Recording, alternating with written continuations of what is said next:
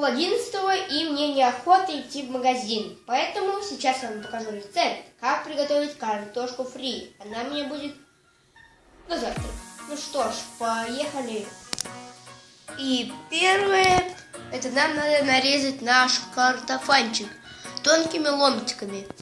Второе, при помощи салфетки впитайте влагу и немножко вот так вот придавить. Открываем.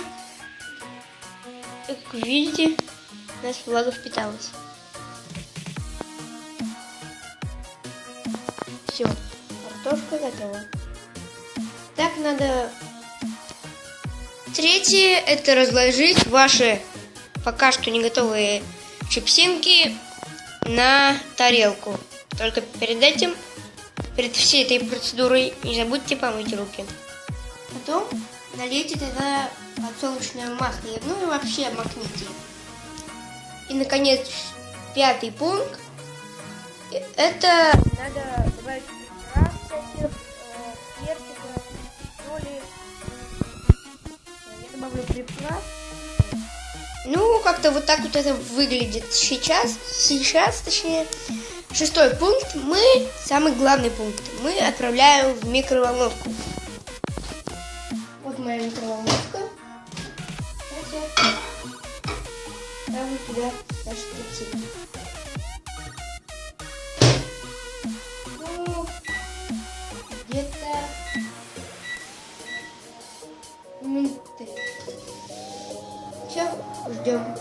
Ой, готово. Лучше проверять их каждую минуту. О, отлично. Горячий.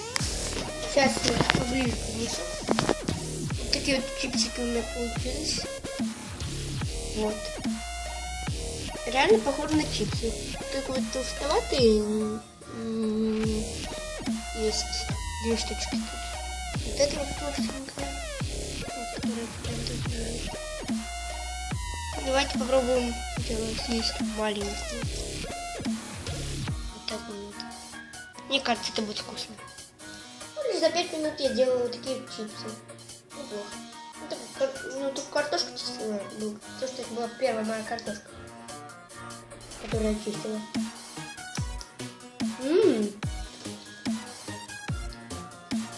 Как реальные чипсы. Даже вкуснее. Картошка там 2 рубля вообще стоит. Нет, в смысле картошка. Просто я почистила и все. Реально вкусно.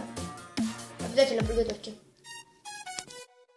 Вот такие вот аппетитные чипсики у меня получились.